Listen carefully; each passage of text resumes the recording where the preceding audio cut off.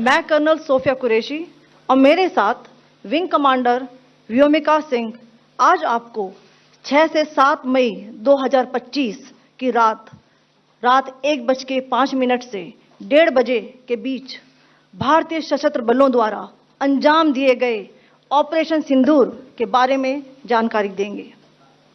Operation सिंदूर 22 अप्रैल को पहलगाम में हुए विभत्स आतंकवादी हमले के शिकार मासूम नागरिकों व उनके परिवारों को न्याय देने के लिए लॉन्च किया गया था।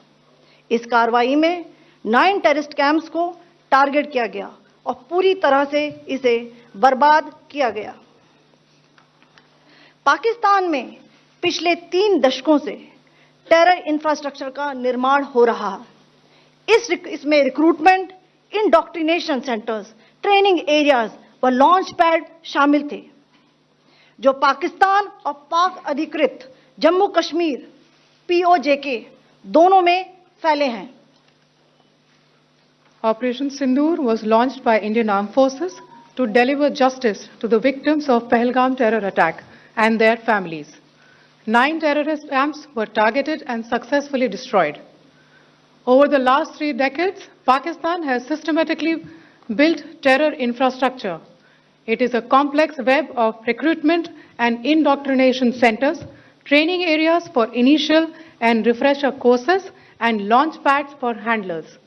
These camps are located both in Pakistan as well as Pakistan-occupied Jammu and Kashmir areas. Some of the well-known training camps are located, as you can see on the screen. They are distributed from Savai Nala in the north, counting to approximately 21, ending at Bhagalpur to the south. इन लक्ष्यों का चयन विश्वसनीय intelligence सूचनाओं के आधार पर हुआ ताकि आतंक गतिविधियों की रीढ़ तोड़ी जा सके, और यह खास ध्यान दिया गया कि निर्दोष नागरिकों और सिविलियन इंस्टॉलेशन को नुकसान न पहुंचे। The selection of these targets for Operation Sindoor was based on credible intelligence inputs and role of these facilities in perpetrating the terror activities. The locations were so selected to avoid damage to civilian infrastructures and loss of any civilian lives. This was done with due diligence, and the camps selected for targeting and their engagement will now be shown to you one by one. POJK के target मैं आपको बताना चाहूंगी। सबसे पहले सवाई नाला camp Muzaffarabad, जो कि POJK के लाइन ऑफ कंट्रोल से 30 किलोमीटर दूर है। यह एक लश्कर-ए-तौयबा का ट्रेनिंग सेंटर था। 20 अक्टूबर 2024 सोनमर्ग, 24 अक्टूबर 24 गुलमर्ग, 22 अप्रैल 2025 पहलगाम, इन हमलों के आतंकियों ने यहीं से प्रशिक्षण लिया था। सैयदना बिलाल कैंप मुजफ्फराबाद, यह एक जैश-ए-मोहम्मद का स्टेजिंग एरिया है। यह हथियार, विस्फोटक और जंगल सर्वाइवल ट्रेनिंग का केंद्र भी था। गुलपुर कैंप कोटली, यह LOC से 30 किलोमीटर दूर था। लश्कर-ए-तौयबा का बेस था, जो रजौरी, पुंछ में सक्रिय था। 20 अप्रैल 2023 को पुंछ में और 9 जून 2024 को तीर्थ यात्रियों के बस हमले में यहीं से आतंकी को ट्रेन किया गया था।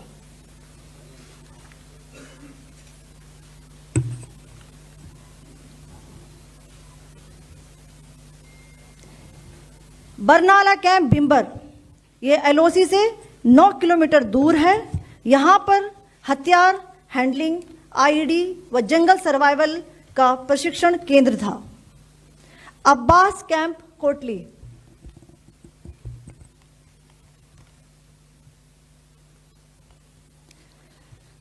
यह LOC से 13 किलोमीटर दूर है। लश्कर-ए-तौयबा का फिदाइन यहां तैयार होता था। इसकी कैपेसिटी 15 टेररिस्ट को ट्रेन करने की थी।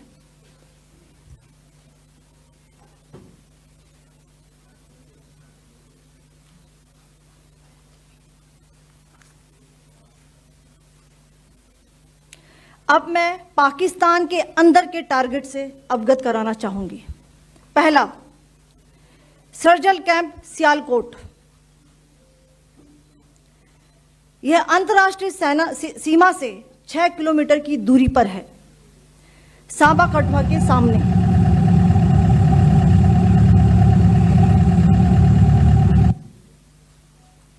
मार्च 2025 में जम्मू एंड कश्मीर पुलिस के 4 जवानों को की जो हत्या की गई थी, उन आतंकवादियों को इसी जगह पर ट्रेन किया गया था।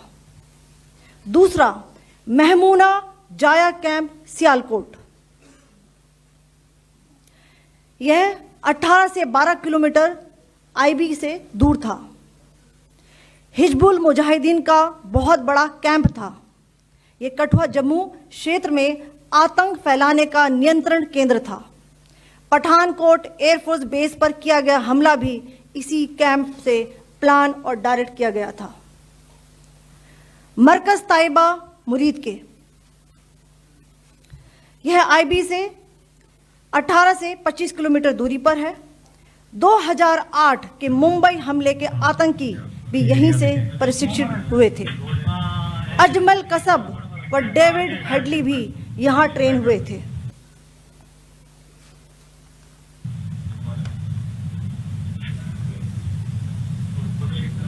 आगे दूसरा आया।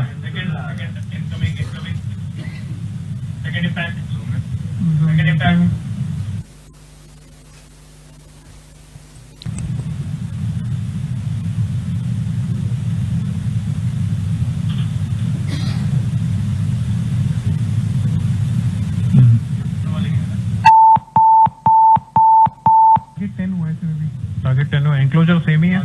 7 it is hit the target. हाँ हाँ।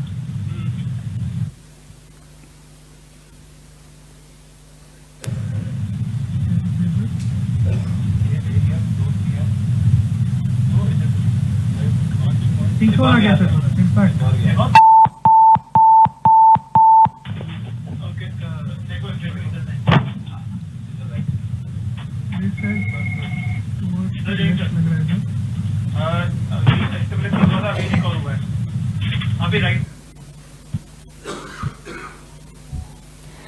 मरकज सुभान अल्लाह भावलपुर, यह इंटरनेशनल बाउंड्री से 100 किलोमीटर दूर है। जैश ए मोहम्मद का मुख्यालय था। यहां पर रिक्रूटमेंट, ट्रेनिंग व इंडॉक्ट्रिनेशन का केंद्र भी था। शीर्ष आतंकी अक्सर यहां आते थे।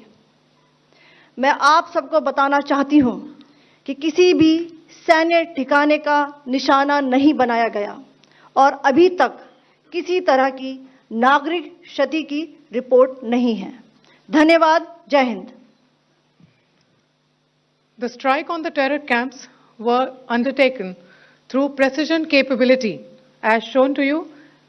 A niche technology weapons with careful selection of warheads was ensured so that there will be no collateral damage.